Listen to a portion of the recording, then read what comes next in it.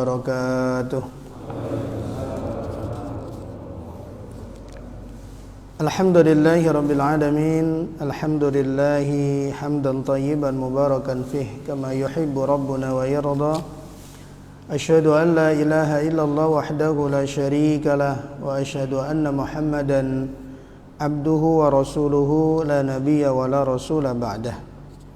Allahumma salli wa sallim wa barik wa karim ala nabiyyina wa habibina wa syafi'ina wa maulana Muhammadin sallallahu alaihi wasallam wa ala alihi wa ashabihi wa man tabi'ahum bi ihsanin ila yaumil qiyamah. Subhanaka la ilma lana illa ma 'allamtana innaka antal alimul hakim. Allahumma anfa'na bima 'allamtana wa 'allimna ma yanfa'una wa zidna ilma. Allahumma ja'al tajammu'ana hadha tajammu'an marhuma wa tafarruqana min ba'dihi tafarruqan ma'suma. Allahumma inna nas'aluka al-'afwa wal 'afiyah fid dini wad dunya wal akhirah. Allahumma inna nas'aluka al-'afwa wal 'afiyah fi dinina wa dunyana wa malina wa ahlina. Bapak Ibu kaum muslimin jamaah subuh Masjid Al-Ittihad yang semoga Allah Subhanahu wa taala senantiasa melimpahkan rahmat keberkahannya, hidayah taufiknya, pertolongan serta lindungannya kepada kita semuanya. Alhamdulillahi rabbil alamin. Mari bersama di kesempatan yang mulia ini kembali kita memanjatkan pujian pengagungan kita kehadirat Allah Subhanahu wa taala. Pujian pengagungan yang menjadi bagian syukur kita kepada Allah Subhanahu wa taala atas semua kenikmatan yang Allah karuniakan dalam kehidupan kita. Kita bersyukur kepada Allah atas kesempatan yang Allah karuniakan dengan dihidupkannya kita kembali setelah diambilnya ruh kita, dan alhamdulillah ruh kita dikembalikan lagi oleh Allah Subhanahu wa taala. Semoga kesempatan yang Allah Subhanahu wa taala berikan bisa menjadi sarana untuk kita menambah amal-amal soleh kita, memperbaiki diri kita, memohon ampunan kepada Allah Subhanahu wa taala dari semua kelalaian kealpaan kita. Alhamdulillah pagi hari ini Allah Subhanahu wa taala karuniakan kita nikmat bisa menunaikan ibadah kita kepada Allah Subhanahu wa taala. Mengawali hari kita ini dengan ketaatan. Semoga ini menjadi sebab Allah Subhanahu wa taala catat sepanjang malam kita dalam kebaikan. Karena memang demikian, ada malaikat-malaikat Allah Subhanahu wa taala yang Allah tugaskan ada di pagi hari dan di sore hari. Setiap mereka pergantian tugas, mereka melaporkan di hadapan Allah dan Allah bertanya tentang keadaan hamba-hambanya. Jika hamba itu di sore hari atau di pagi hari dalam keadaan taat kepada Allah Subhanahu wa taala, maka Allah sampaikan, catatlah untuk hambaku sepanjang harinya dalam ketaatan, sepanjang malamnya dalam ketaatan. Dan ini merupakan nikmat yang besar yang kita patut untuk mengiringinya dengan syukur kita kepada Allah, dengan harapan Allah terus jaga kenikmatan-kenikmatan ini dan Allah Subhanahu wa taala menerima semua kebaikan-kebaikan yang kita lakukan. Nah, Bapak Ibu saudaraku yang dimuliakan Allah, pagi hari ini insyaallah kita akan kembali melanjutkan kaji kita di kitab Bulughul Maram. Kemarin kita telah menyelesaikan satu bab, yaitu bab At-Taharah, bab tentang bersuci. Kemudian lanjut di bab berikutnya, yaitu babul aniyah, yaitu bab yang berkaitan tentang media yang digunakan untuk menampung makanan ataukah minuman. Al-aniyah adalah bentuk jamak dari ina, yaitu tempat atau wadah.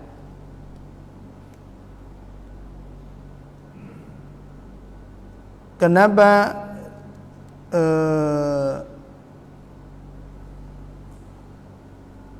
Imam Ibnu Hajar membuat bab terkait tentang aniyah ini, tentang wadah? Karena di dalam ajaran Islam itu ada beberapa jenis wadah yang dilarang untuk digunakan sebagai sarana tempat makanan ataukah minuman. Dari sebagian besar yang Allah Subhanahu wa taala halalkan, ada beberapa wadah tempat yang dalam Islam dilarang untuk digunakan, bahkan diharamkan. Baik kita tahu alasannya ataukah kita tidak tahu hikmahnya, ketundukan kita, kepatuhan kita terhadap perintah Allah Subhanahu wa taala itulah yang harus selalu kita dahulukan. Maka hadis yang pertama dari bab ini yaitu an Hudzaifah ibnul Yaman radhiyallahu anhuma, dari sahabat Hudzaifah ibnul Yaman, semoga Allah meridhai keduanya. Ia berkata, qala Rasulullah sallallahu alaihi wasallam, Rasulullah sallallahu alaihi wasallam bersabda, la tashrabu fi aniyatidz dzahabi wal fiddah wa la ta'kulu fi sihafiha fa innaha lahum fid dunya wa lakum fil akhirah. Muttafaqun alaih. Hadis ini diriwayatkan oleh Imam Bukhari dan Imam Muslim dengan redaksi yang sama, maka disebut muttafaq alaih.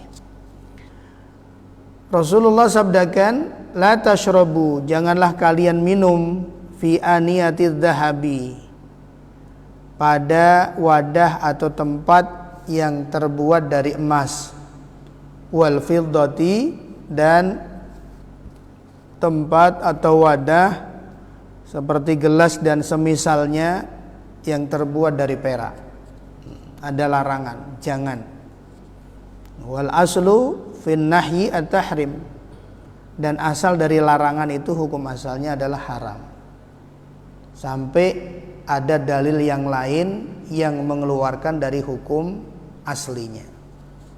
Demikian pula perintah, al aslu fil amri al wujub, asal dari perintah itu wajib, sampai ada dalil yang menjelaskan, mengeluarkan dari hukum wajibnya menjadi sunnah, menjadi anjuran dan yang lain, mengeluarkan dari haram menjadi makruh dan yang lain. Wala ta'kulu, dan janganlah kalian makan, fi sihafiha, pada alat-alat makan, piring dan sejenisnya yang terbuat dari emas dan perak. Fa innaha lahum fid dunya, karena sesungguhnya wadah-wadah seperti itu, orang makan minum menggunakan wadah emas dan perak itu, lahum, untuk mereka yang tidak beriman kepada Allah, fid dunya, di dunia. Biasanya mereka yang tidak beriman kepada Allah atau tidak mematuhi perintah-perintah Allah Subhanahu wa taala, yang menganggapnya biasa. Maka Allah sampaikan, karena itu hiasan mereka, kesenangan mereka di dunia. Walakum fil akhirah, dan tempat makan minum yang terbuat dari emas perak itu untuk orang-orang mukmin nanti di akhirat. Mereka yang menggunakannya di dunia, ya di akhiratnya tidak mendapatkan. Untuk orang mukmin sabar sejenak. Mungkin bagi kita memang ada ya Pak Ustadz ya, tempat makan minum dari Emas dan perak. Jangankan tempat minum, Pak. Rumah aja hiasannya, lapisannya emas gitu. Grendel pintu aja lapisannya emas. Jangankan cuma sendok, garpu gitu, piring, gelas. Wastafelnya aja lapisannya emas. Ada itu Pak Rumen.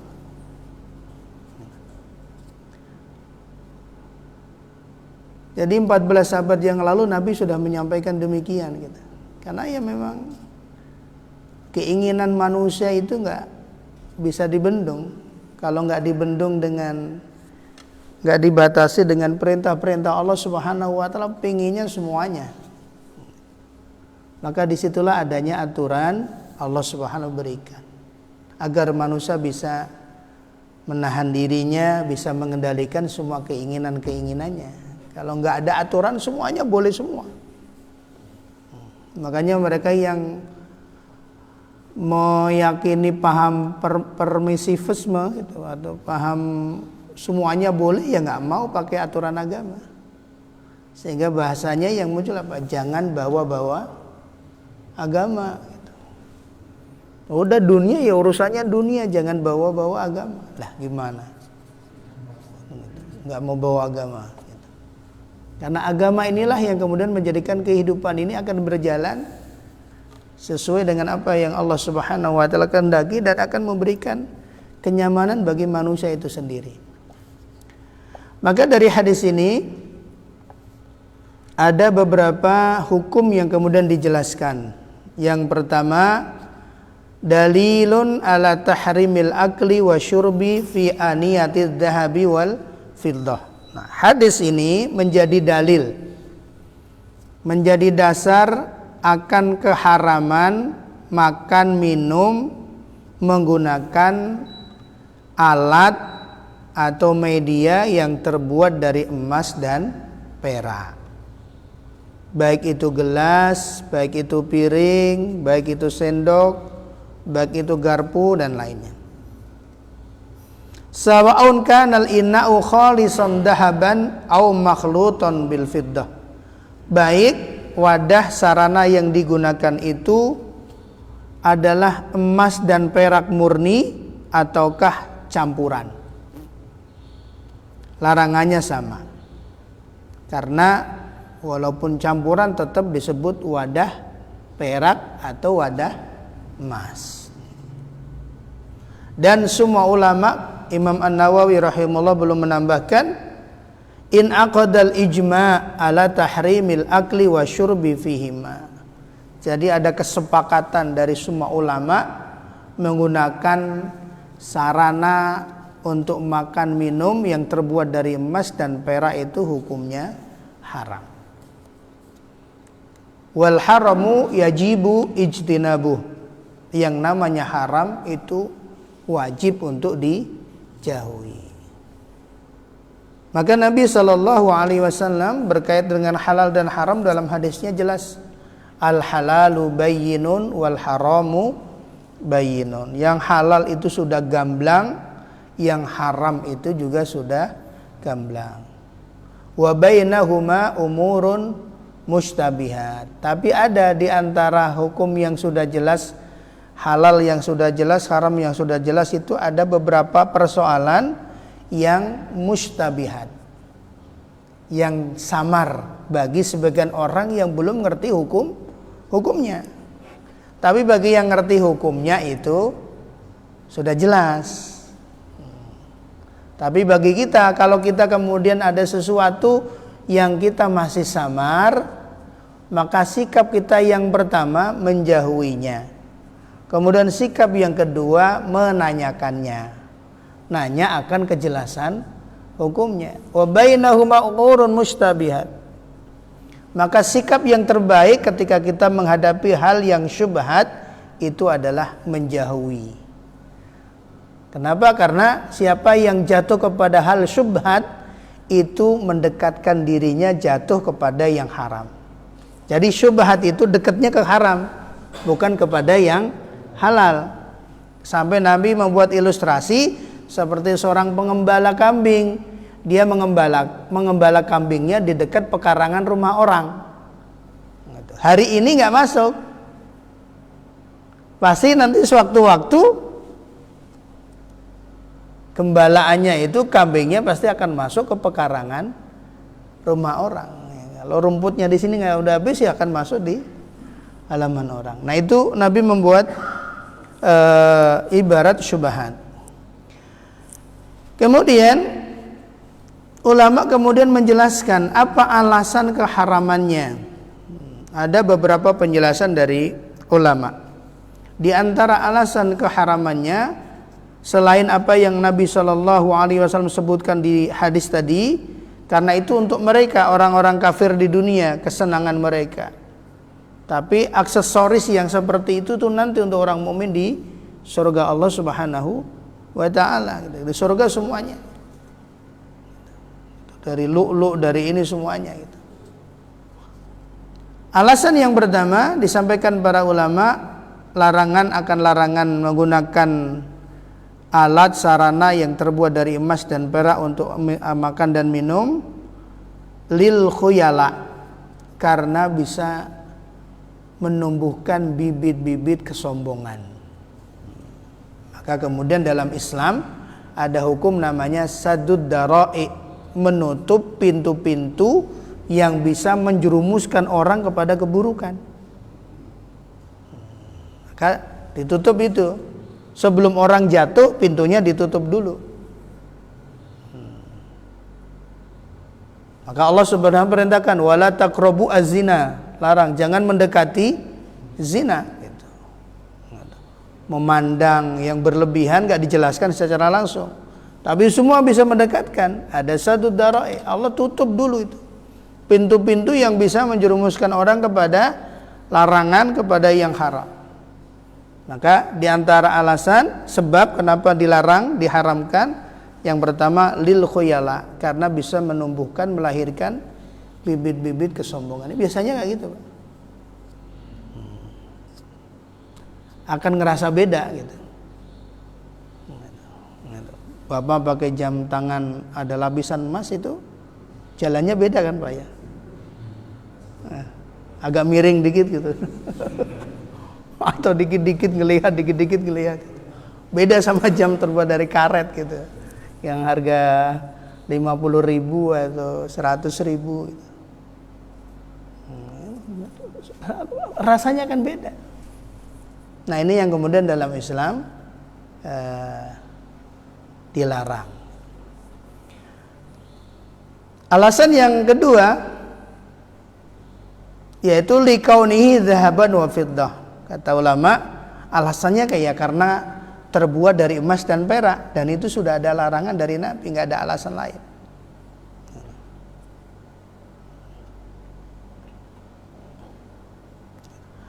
Kemudian dari hadis ini ada beberapa hal yang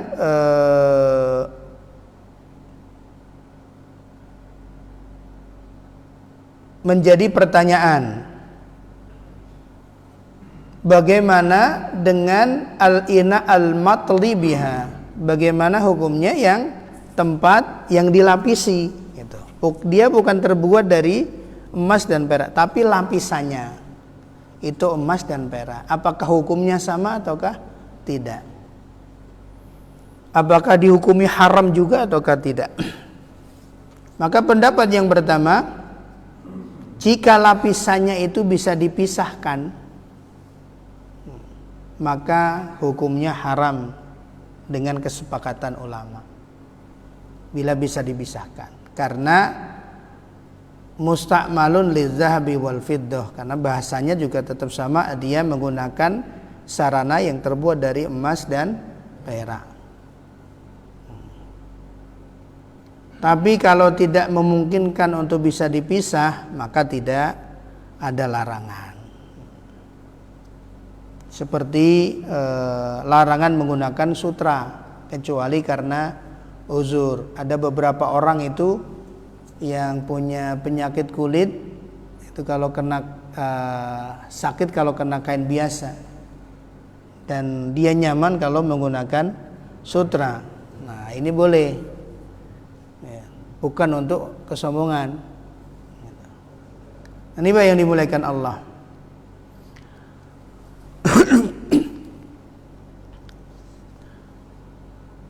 Nah, dalam hadis ini yang berikutnya dijelaskan oleh para ulama keharaman menggunakan alat-alat yang terbuat dari emas dan perak. Tidak ada perselisihan di kalangan ulama untuk sarana makan dan minum. Tapi bagaimana kalau digunakan untuk sarana yang lain? Boleh ataukah tidak? Emas itu. Maka yang pertama tidak diharamkan karena hadisnya khusus terkait tentang makanan dan minuman. Kemudian pendapat mayoritas ulama hukumnya berlaku umum. Walaupun keterangan hadisnya berkaitan dengan makanan dan minuman, tapi larangannya, keharamannya untuk semua bentuk pemakaian itu dilarang. Dan inilah lebih aman dan lebih berhati-hati. Dan secara khusus laki-laki itu kan nggak dibolehkan menggunakan perhiasan dari emas. Tapi kalau emas Jawa boleh Pak ya. Kalau emas Jawa boleh. Kalau emas nggak boleh.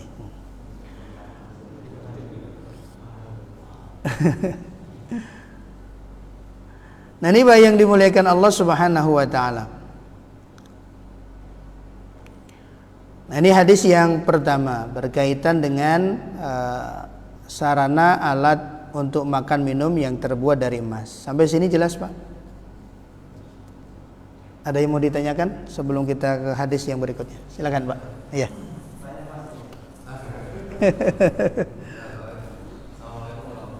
Waalaikumsalam warahmatullahi wabarakatuh.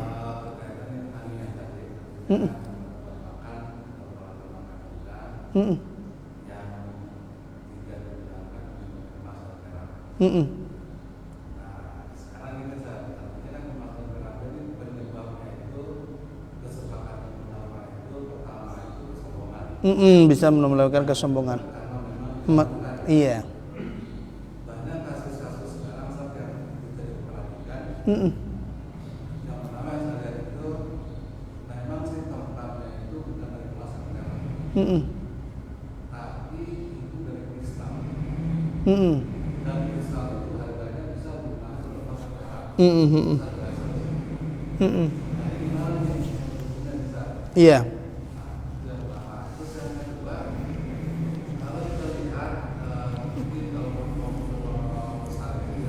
Mungkin tempat itu tidak begitu mahal alatnya, tapi makanannya itu lebih mahal.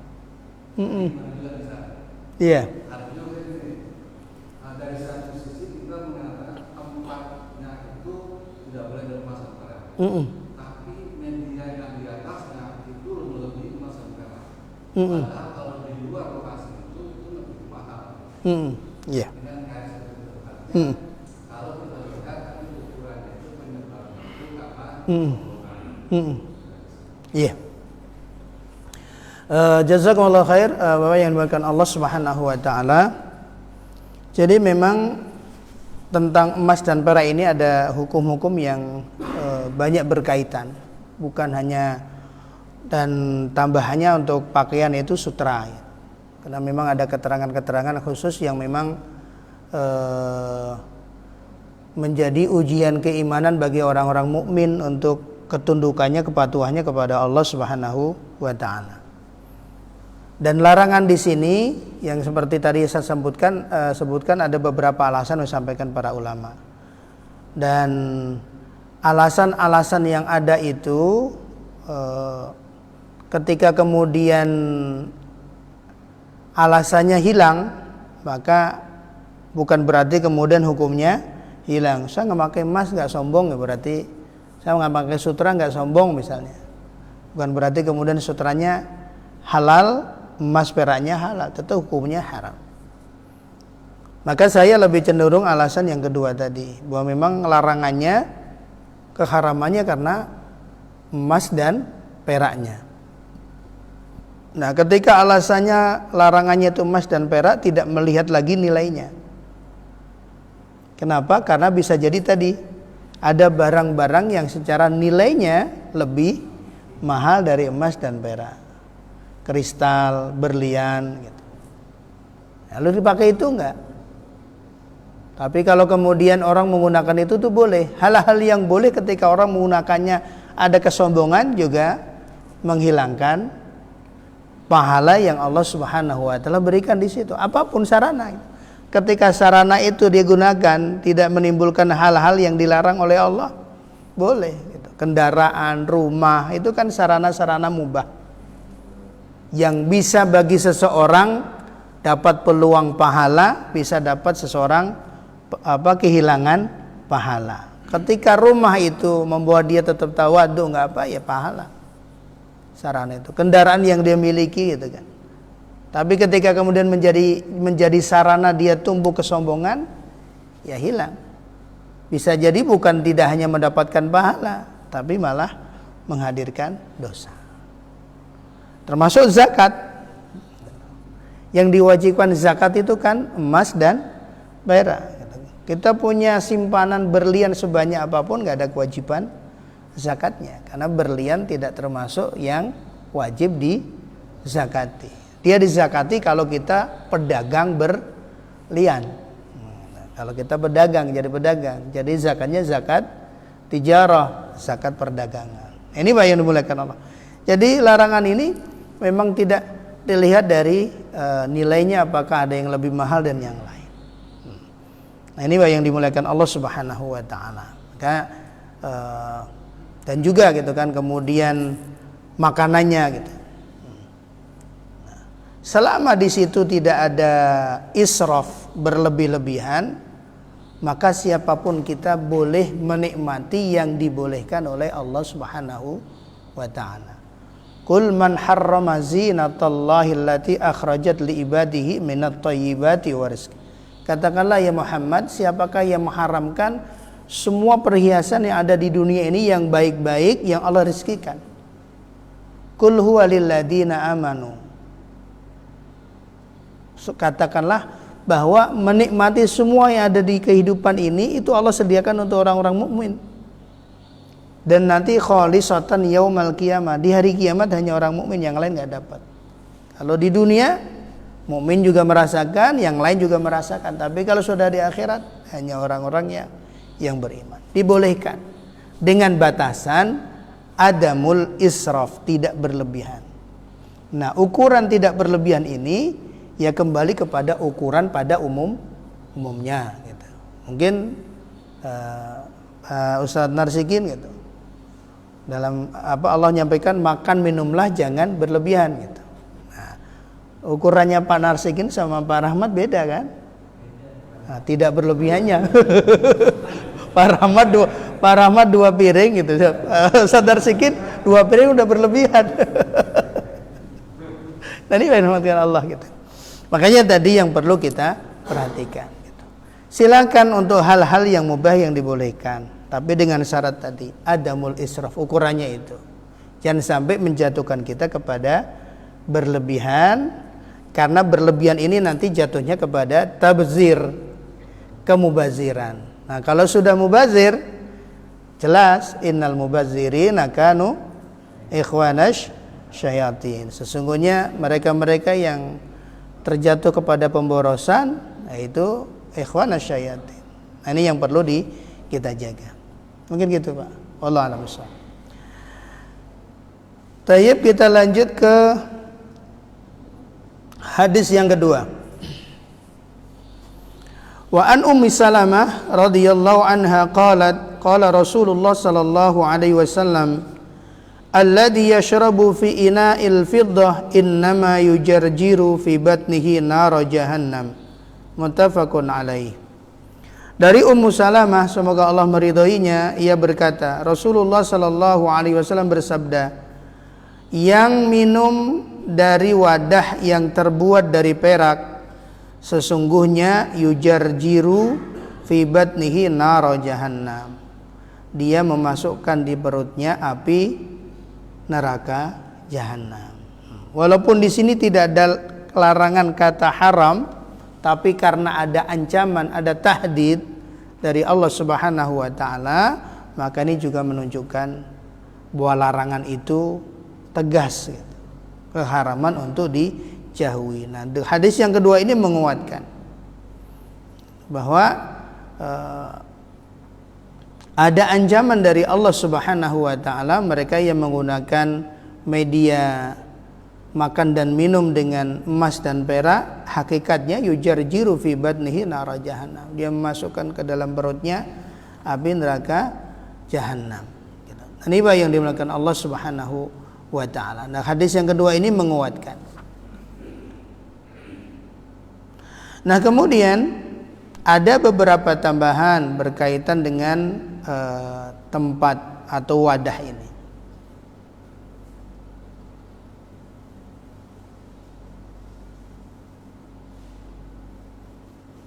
Yaitu ketika salah seorang sahabat Nabi SAW bertanya kepada Nabi, Inna bi ardi qaumin min ahli kitab. Dia mengatakan, ya Rasulullah, kami sedang berada di satu daerah yang mayoritas penduduknya itu ahlu kitab, yaitu Yahudi dan Nasrani gitu. Mayoritas penduduknya, kemudian tempat makannya yang punya mereka gitu, penjualnya yang punya mereka.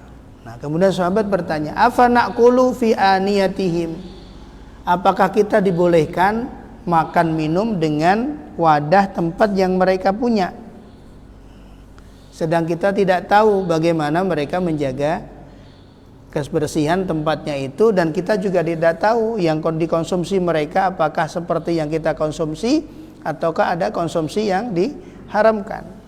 Nah, sahabat bertanya, boleh enggak gitu, apakah kita boleh makan minum dari tempat wadah mereka?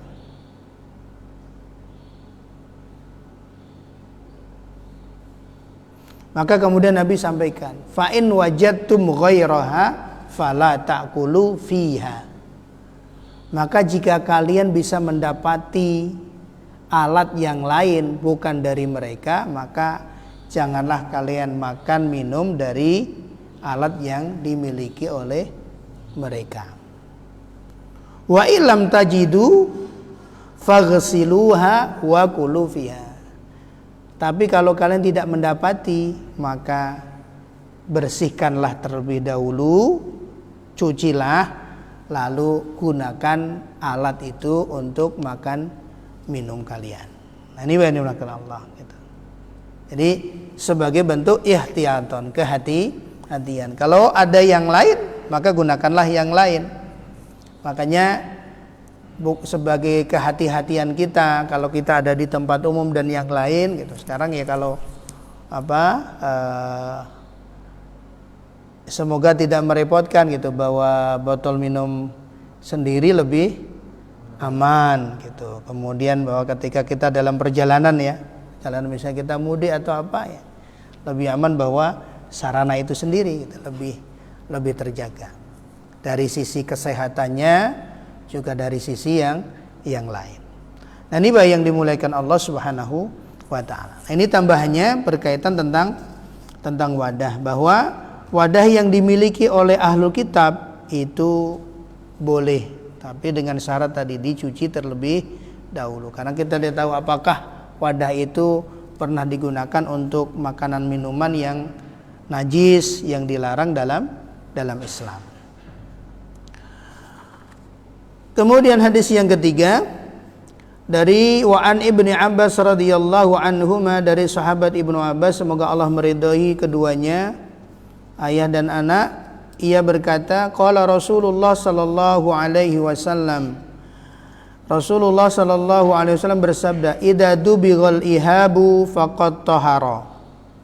Apabila kulit binatang itu disamak, maka dia menjadi suci. Diriwayatkan oleh Imam Muslim dari arba'ah, dari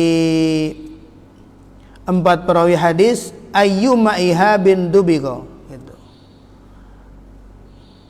di mana kulit itu disama, maka faqad toharo, dia menjadi suci.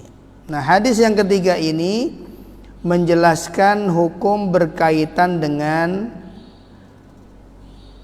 cara mensucikan kulit dari binatang yang mati tidak disembelih secara syariat.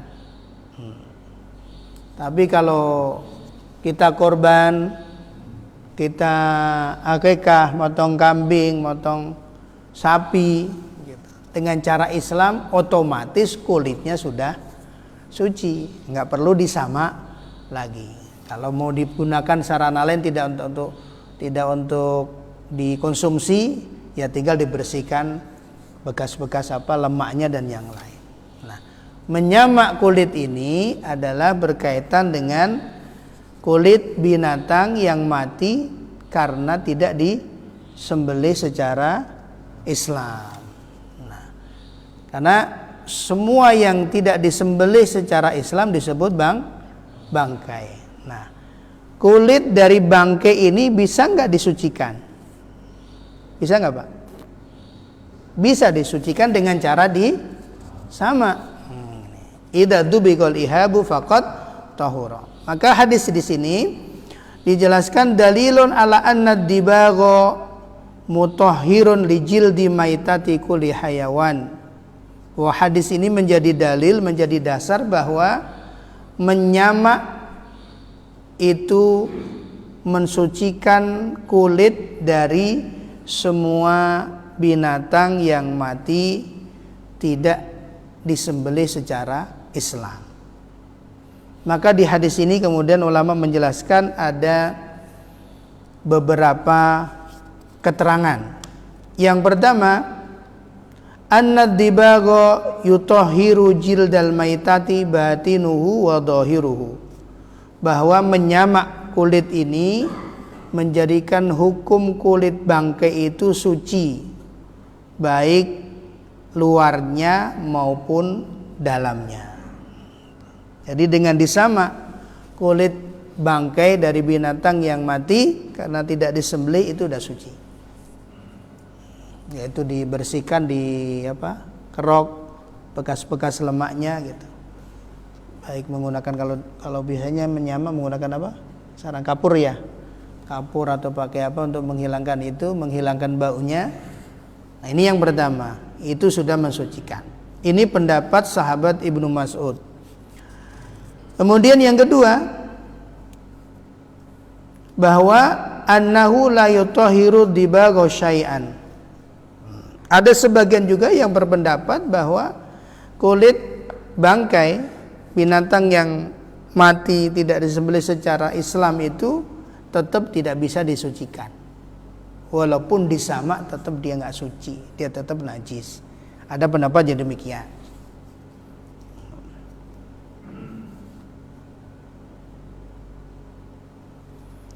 Karena mereka mendasarkan satu hadis Nabi Shallallahu Alaihi Wasallam bahwa kami datang atana kitab Rasulullah Shallallahu Alaihi Wasallam qabla mautih. Ada satu catatan dari Nabi Shallallahu Alaihi Wasallam yang kami terima sebelum Rasulullah wafat, yaitu tertulis di situ agar kalian tidak mengambil memanfaatkan kulit bangkai baik dengan cara disamak atau yang lain. Nah, dari hadis ini kemudian sebagian berpendapat bahwa menyamak kulit itu tetap tidak mensucikan kulitnya bangkai. Kemudian, dan ini dijawab oleh para ulama bahwa yang pertama, dalam sanad perawi hadis ini ada beberapa yang diragukan oleh para ulama hadis gitu. Jadi secara hujahnya, secara dalilnya hadis ini tidak kuat. Kemudian yang ketiga,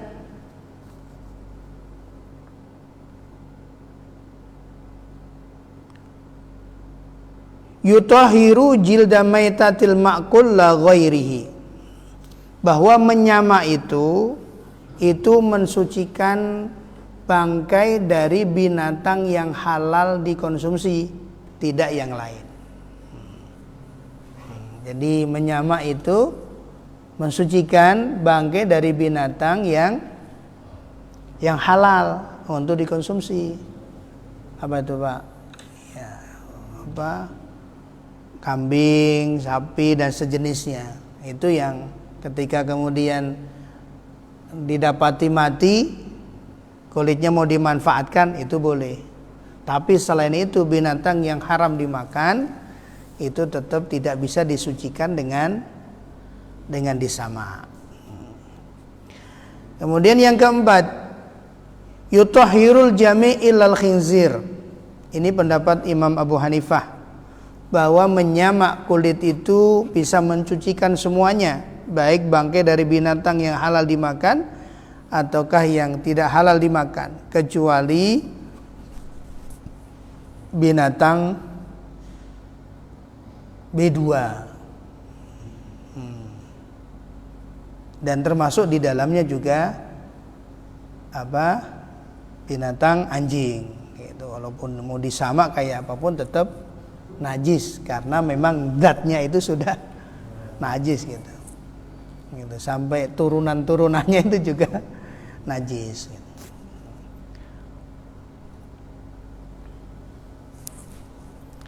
Kemudian yang berikutnya, yutahhirul jami' lakin dohiruhu duna batini. Nah, pendapat yang berikutnya ini hampir sama dengan pendapat yang pertama tadi, bahwa menyamak itu mensucikan semuanya, baik lahirnya maupun dalamnya, luarnya maupun dalamnya. Tapi yang pendapat ini, bahwa menyamak itu mensucikan semuanya, tapi cuma luarnya saja. Fa yusta'malu fil yabisat dunal mai'at. Jadi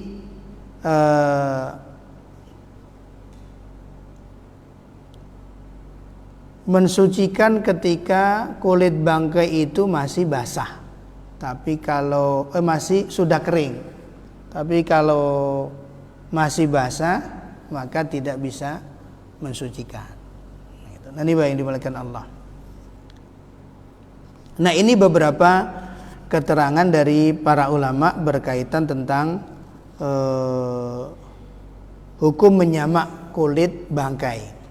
Maka dari sekian banyak pendapat, jumhur ulama mengatakan bahwa menyamak ini mensucikan kulit dari bangkai binatang yang halal untuk dimakan.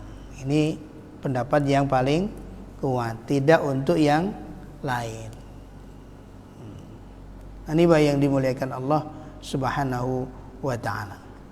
Maka kemudian hadis yang ketiga ini dikuatkan lagi dengan hadis yang berikutnya, yang keempat, yaitu dari Salamah bin Muhabbik, semoga Allah meridhoinya, dia berkata, qala Rasulullah sallallahu alaihi wasallam, dibagu juludil maitah tuhuruhu, bahwa menyamak kulit bangkai itu adalah cara untuk mensucikannya. Jadi menyamak kulit bangkai itu adalah cara untuk mensucikannya.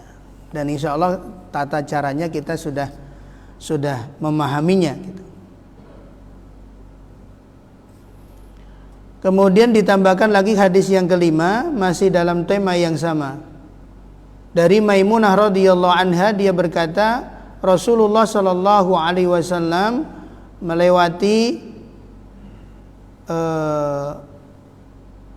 seekor kambing yang mati. Lalu beliau berkata, "Lau akhadtum ihabaha." Seandainya kalian mau memanfaatkan kulitnya. Lalu sahabat mengatakan, "Innaha maitah ya Rasul." Tapi ini bangkai ya Rasulullah. Kemudian yutahhiru al-ma' wal qaradu, bahwa sesungguhnya kulit bangkai ini bisa disucikan dengan air dan sarana yang lain, yaitu dengan disamak. Nah, ini yang dimuliakan Allah Subhanahu wa ta'ala. Nah, lalu bagaimana? Kan ada nih gitu. Apa aksesoris dari kulit binatang-binatang buas yang secara hukum tidak boleh dikonsumsi. Pak Rahmat beli ikat pinggang dari kulit ular, gitu. Kemudian jaket dari kulit harimau, gitu. Kulit buaya, tas dari kulit buaya. Boleh nggak Pak? Nah kan banyak nih. Nah sekarang kan banyak model-model itu. Kadang ada banyak yang kita nggak tahu ya. Kemarin ada satu video pendek dari seorang artis ketika dia laundry sepatunya, gitu. Kemudian petugasnya ngasih tahu, alhamdulillah itu dikatakan, mohon maaf Pak, ternyata sepatu Bapak ini kulitnya dari kulit B2. Untungnya itu yang petugas cucinya itu ngasih tahu, dia loh kok bisa iya, karena tekstur kulitnya berbeda antara kulit sapi dengan kulit dari binatang. Nah ini hal demikian ya, walaupun sudah sudah di ini ya, namanya najis tetap najis gitu. Nah kalau tas dari kulit buaya Pak, gitu. Buaya disembelih nggak Pak? Gitu. Dari kulit buaya, ikat pinggang dari kulit ular, kemudian jaket dari kulit harimau, gitu. Boleh atau tidak Pak? Boleh.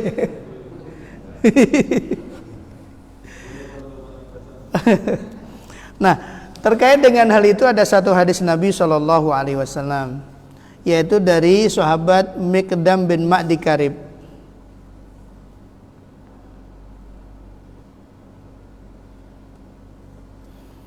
Ketika beliau ditanya oleh sahabat Muawiyah radhiyallahu an, sahabat Muawiyah mengatakan, tolong sampaikan kepadaku demi Allah, hal ta'lam anna Rasulullah sallallahu alaihi wasallam naha an lubusi juludid as-siba war rukub 'alaiha. Sahabat Muawiyah tanya kepada sahabat Miqdam, apakah kamu pernah tahu bahwa Nabi sallallahu alaihi wasallam itu melarang pakaian yang terbuat dari kulit binatang buas dan kita duduk beralaskan dengannya? Kemudian sahabat Miqdam menjawab, na'am, iya. Berarti hukumnya apa Pak? Boleh atau nggak boleh? Tidak boleh. Jadi sahabat Muawiyah bertanya ke sahabat Miqdam, pernah nggak kamu tahu, kamu dengar bahwa Rasulullah melarang itu pakaian yang terbuat dari kulit binatang buas atau kemudian duduk beralaskan dengannya? Maka sahabat Miqdam menjawab, na'am. Hadisnya banyak rahmati Allah. Ya. Nah ini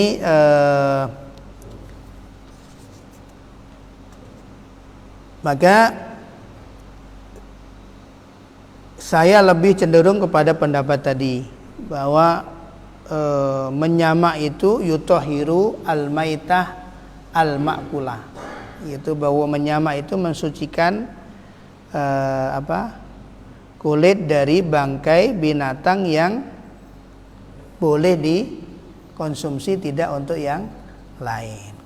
Nah ini yang dimuliakan Allah Subhanahu wa taala. Bila dikaitkan dengan hadis dari Miqdam bin Ma'di Karib, ketika sahabat Muawiyah bertanya, gitu, kalau binatang-binatang buas bagaimana?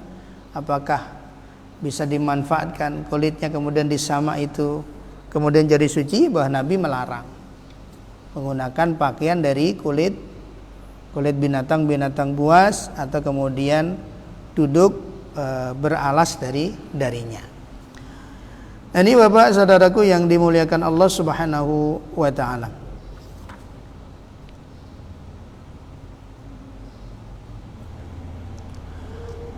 Kemudian hadis yang berikutnya, wa Abi Sa'labah Al-Khushani radhiyallahu an, dari Abi Sa'labah Al-Khushani semoga Allah meridhoinya, dia berkata, qultu ya Rasulullah, Aku bertanya, ya Rasulullah, inna bi ardi qaumi ahli kitab, yang tadi saya sampaikan. Sesungguhnya kami sedang berada satu wilayah yang mayoritas penduduknya ahlu kitab, Yahudi dan Nasrani. Afa na'kulu fi aniyatihim, apakah kita dibolehkan makan dari wadah-wadah yang mereka punya? Nabi menjawab, qala la ta'kulu fiha, janganlah makan dengannya, illa alla tajidu ghairaha, kecuali kalian tidak mendapati tempat yang lain. Faghsiluha, maka pertama cucilah, bersihkanlah, wakulu fiha, dan makanlah darinya. Maka dari hadis ini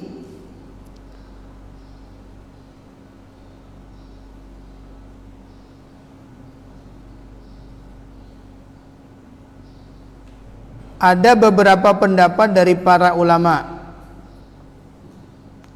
bahwa mengatakan istadalla bi ala najasati aniyati ahlil kitab. Hadis ini menjadi dalil dasar bahkan najisnya wadah-wadah yang dimiliki oleh ahlul kitab. Nah, kemudian apa yang menjadi sebab kenajisannya?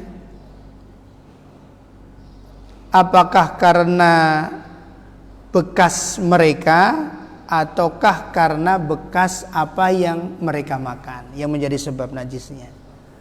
Ataukah yang jadi sebab najisnya karena bekas dari ahlul kitab itu, ataukah najisnya karena bekas dipakai untuk memakan makanan yang najis? Ataukah kemudian larangan di sini hukumnya makruh?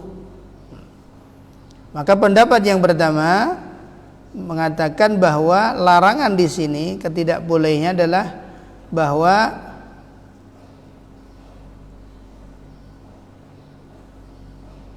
bekas orang ahlul kitab itu najis. Mereka berdalil dengan dohirnya ayat Quran, innamal musyrikuna najasun, sesungguhnya orang musyrik itu najis. Tapi pendapat ini beberapa dijelaskan para ulama tidak begitu kuat.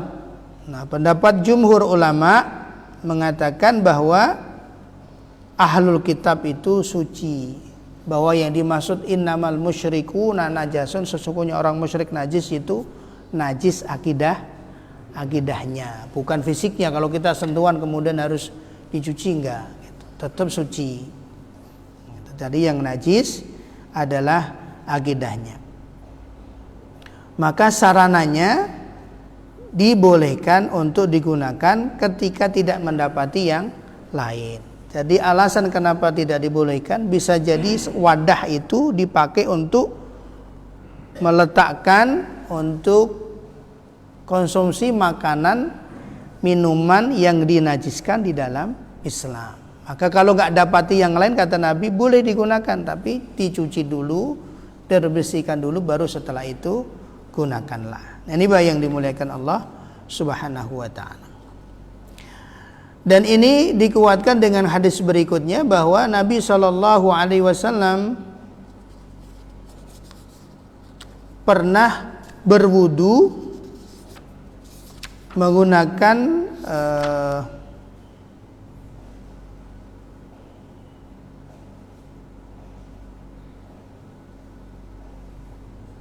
tempat yang terbuat dari kulit yang dimiliki oleh wanita musyrik.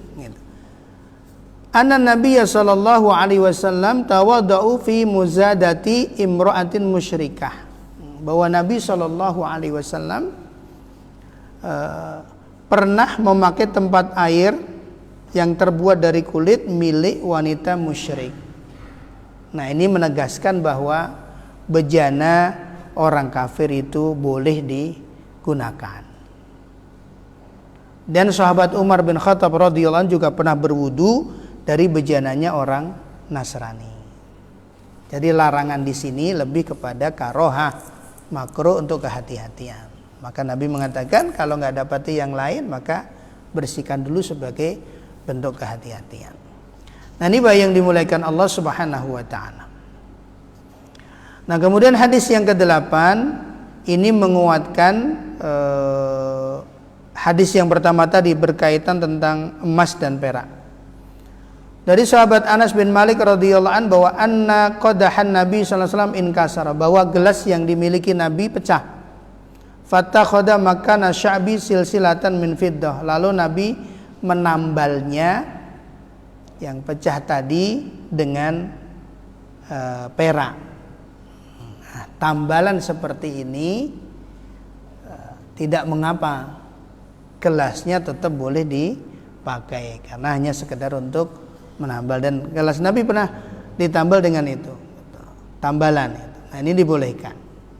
Itu hanya sekedar untuk menambal karena sebagian besarnya bukan dari perak. Nah, ini dibolehkan. Nah, ini yang dimuliakan Allah Subhanahu wa taala, beberapa hadis yang menjelaskan tentang hukum aniyah. Jadi kadang kan ada orang menanyakan gitu, sampai hal kayak gitu kok dibahas? Ya iya, karena memang ini ada hal-hal yang berkaitan dengan keseharian kita. Jangan sampai karena ketidaktahuan kita mengabaikan hal sedemikian. Itu banyak hal-hal yang kemudian yang dilarang kita tidak memahaminya. Nah, ini sebagai bentuk kehatian. Jadi sampai dalam Islam pun masalah wadah pun juga ada hukumnya, karena ada beberapa wadah yang memang secara hukumnya dalam Islam dilarang. Itu wadah yang terbuat dari emas dan perak. Kemudian bagaimana memanfaatkan menggunakan sarana-sarana yang kemudian kita ada khawatir sarana itu pernah digunakan untuk hal-hal yang najis, bercampur dengan yang najis. Bagaimana sikap seorang muslim gitu. Nah, ini yang dimuliakan Allah Subhanahu wa taala. Nah, dari saya kurang lebihnya mohon maaf, sampai kita tuntaskan bab tentang aniyah. Ada 8 hadis dari Nabi SAW yang berkaitan dengan tentang wadah. Yang insya Allah di kesempatan yang akan datang kita akan bahas masuk tata cara mengenal najis dan bagaimana tata cara membersihkan, mensucikan diri dari najis, insya Allah. Taib, dari saya kurang lebihnya mohon maaf. Cukup, Rahmat atau mau tanya? Oh iya, Haji, silakan Ustaz. Iya.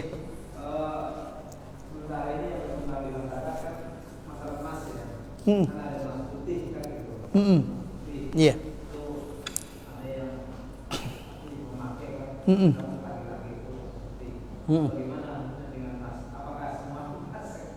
Iya. Kalau nggak salah emas putih itu kan hanya penamaan ya. Kalau tidak salah emas putih itu kan berlian ya. Iya. Iya Pak ya. Iya. Ada kadarnya, ada karatnya ya kalau emas ya. Jadi kalau memang dia tidak masuk kategori emas, maka tidak dihukumi dengan seperti emas gitu. Karena memang emas ini ada hukumnya tersendiri gitu. Seperti apa? Kalau dia masuk dalam kategori emas berarti hukumnya seperti emas gitu. Maka kita kembalikan kepada jenisnya, apakah dia jenisnya masuk emas putih itu masuk jenis emas atau bukan gitu. Kalau dia tidak masuk jenis emas, ya tidak mengapa menggunakan sarana itu, karena memang hukumnya hanya khusus kepada dua jenis itu, az-zahab wal fiddah, emas dan perak gitu. Berapapun kadar karatnya gitu. Sekian karat ya namanya emas, orang ma'rufun, orang mengenal bahwa itu emas, maka masuk kategori emas. Bagi seorang laki-laki tidak boleh menggunakannya, baik dalam cincin, gelang, kemudian kalung, nah itu nggak boleh. Kancing baju, iya semua sarana tadi wadah, gitu. Jadi wadah, nggak dibolehkan. Gitu. Ya, silakan Pak. Hmm.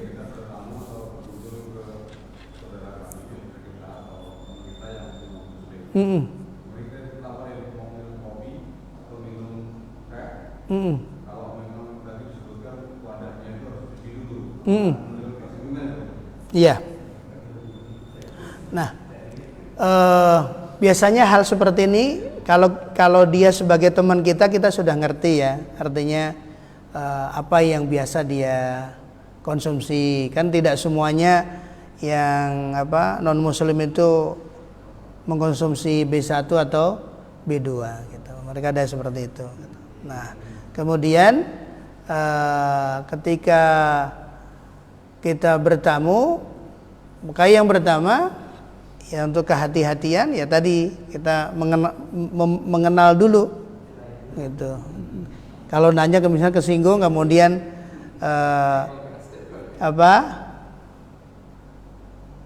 kalau namanya teman kan mesti kita tahu ya, insya Allah tahu apa yang dia biasa konsumsi. Kalau kemudian kita tahu dia biasa tempatnya dia masak hal-hal yang berkaitan dengan najis gitu. Makanya kemudian ya kita hati-hati, kita bawa gelas sendiri gitu. Kita bawa gelas sendiri. Maka dulu saya ada seorang jamaah, jadi dia karena memang relasinya banyak, kemudian sering diajak makan bareng gitu. Ayo makan bareng gitu. Karena memang udah dekat ya, ketika diajak makan bareng itu ya benar makan bareng gitu. Tapi dia bawa nasi sendiri gitu, mampir ke Padang beli gitu. Loh kok beli nasi sendiri, kan kita tujuannya makan bareng kan gitu. Yang pentingnya makan bareng ya. Saya lebih suka makan ini tanpa kemudian menyinggung dia. Wah sama tahu nih Pak Haji ini memang benar hati-hati dalam makannya. Insya Allah ini bersih semua Pak Haji, nggak ada campuran yang di dalam agama Pak Haji dilarang, ini nggak ada najisnya. Iya, saya menghargai itu. Tapi ya saya lebih nyaman seperti ini, nggak ada masalah. Ketika memang kita sama-sama Pak. Tapi tadi itu sebagai bentuk ikhtiyaton, kehati-hatian saja untuk kita gitu. Ketika kemudian kita berkunjung ya kemudian disediakan makanan, minuman dan yang lain, ya kita husnudzon kita ya insya Allah yang alatnya itu sudah dicuci kan oleh dia, udah dicuci, udah dibersihkan gitu, nggak ada masalah gitu. Yang penting tadi bahasa kita jangan sampai kemudian menyinggung gitu.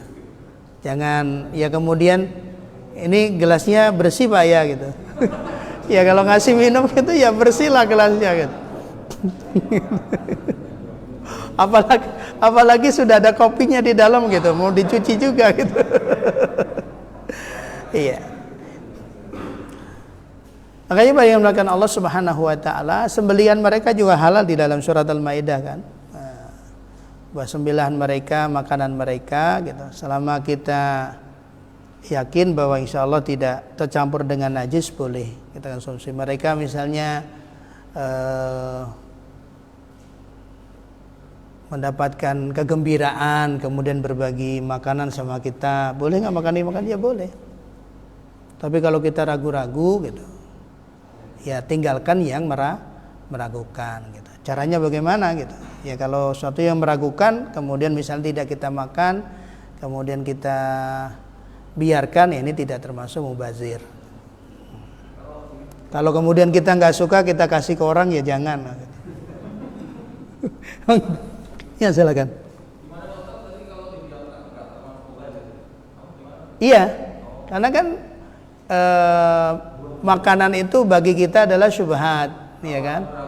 Iya, kita ragu-ragu. Karena kan syubhat, ada syubhat.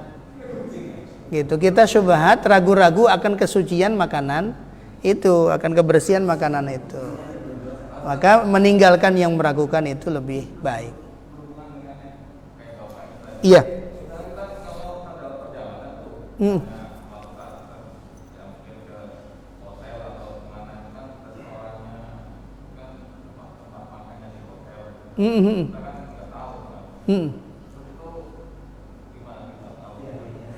Iya. Yang pertama, kalau kita ragu-ragu jangan makan di situ, itu yang pertama. Kalau kita pilihannya di situ, kita yakin dengan tukang masaknya. Bahwa di situ dijelaskan menyediakan makanan, bahwa makanan disajikan adalah makanan halal untuk muslim, ya sudah kita yakin dengan kondisi itu. Adapun nanti di dalamnya seperti apa, kita tidak punya kewajiban untuk mengetahui lebih jauh dari itu. Jadi dari makanannya, dari jenis makanannya itu adalah masuk kategori makanan yang halal, ya sudah bismillah. Dan kita tidak diwajibkan untuk mengetahui bagaimana masaknya, kemudian yang masak siapa, dicampuri apa gitu. Ya artinya udah bismillah, yakin gitu, diawali dengan bismillah. Tapi kalau kita ragu, ya berarti kita cari tempat makanan yang lebih aman gitu. Gado-gado, karedok yang jual tahu muslim atau padang, itu yang jelas warteg gitu. Iya. Silakan. Iya, dari jenis menunya. Dan dari kan biasanya ada sertifikatnya kan ya. Gitu. Ada sertifikatnya makanan sini halal dan yang lain. Silakan Pak, terakhir ya. Waalaikumsalam warahmatullahi wabarakatuh. Yang dari masyarakat itu makanannya halal tapi wadahnya haram gitu kayak. Emas dan perak. Nah kalau misalnya wadahnya itu wadah besarnya misalkan namanya itu emas, kemudian kita makannya kita ambil untuk piring keramik, itu makanan halal. Iya. Kita makan menjadi halal gitu ya. Iya, makanannya nggak masalah. Yang dilarang wadahnya. Kalau makanannya makanan halal tetap halal. Iya. Menggunakan medianya yang dilarang. Iya halal. Halal. Jadi seperti susu yang sebelumnya mungkin kalau ditempatkan di wadah besar adalah bahannya merah karena memang dari awal dulu tuh susu itu tempat selalu merah. Iya. Lebih steril. Benar. Lebih lama. Kita pindahkan ke gelas, kaca gitu Nggak ada masalah. Iya. Jadi zatnya dengan perak yang statusnya jadi barang haram ya.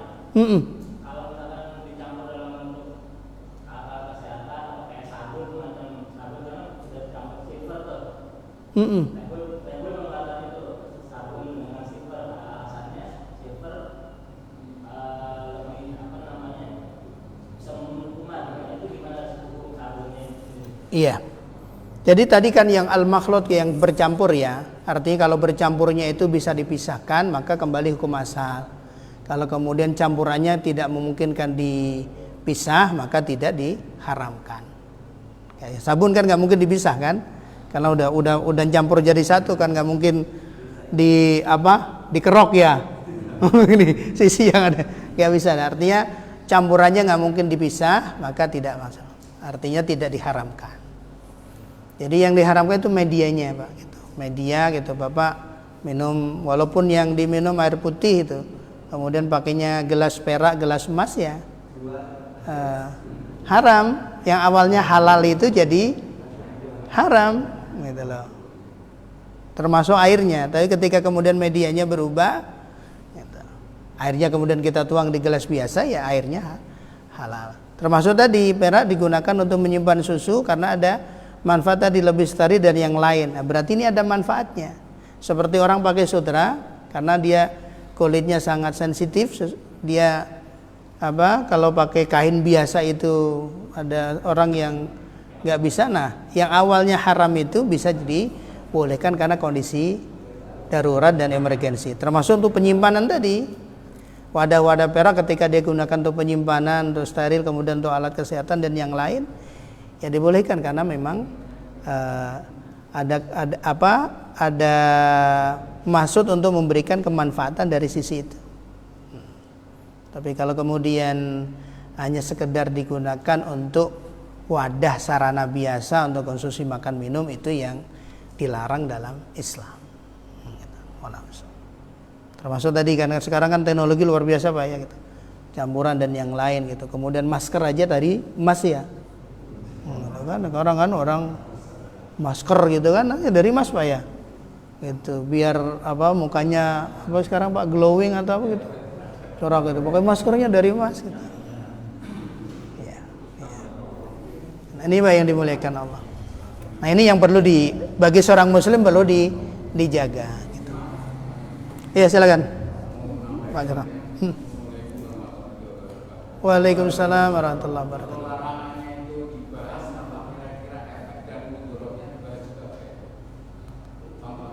Barangkali emas itu kalau untuk laki-laki itu kan kandungannya itu kesehatan kurang bagus saja. Tapi kalau larangan ini apa dibahas juga seperti itu? Karena ada larangan itu kan biasanya ada efek yang kurang pas. Ya, kalau wadah ya tadi ada dua alasan yang disampaikan ulama. Jadi alasan yang pertama bisa menjadi bibit menumbuhkan khuyala, bisa jadikan menjatuhkan seorang kepada kesombongan, menumbuhkan kesombongan. Karena beda kan ya. Orang apa makan piringnya emas, sendoknya emas, garpunya emas gitu. Nah, kayak gini kan bisa menimbulkan. Ketika sekali dua kali mungkin enggak, tapi terus gitu. Akan gitu. Kemudian yang kedua karena memang ya larangannya karena emas peraknya itu. Gitu. Karena emas peraknya bukan karena yang lain. Gitu. Makanya seperti pemakaiannya. Kenapa laki-laki tidak boleh pakai perhiasan emas dan perak? Ya memang larangannya demikian. Ada hikmahnya atau tidak ada hikmahnya yang kita ketahui Nabi melarang itu. Kenapa? Karena itu perhiasan orang beriman nanti di akhirat untuk mereka di dunia. Walaupun kemudian ada mengatakan kenapa laki-laki dilarang?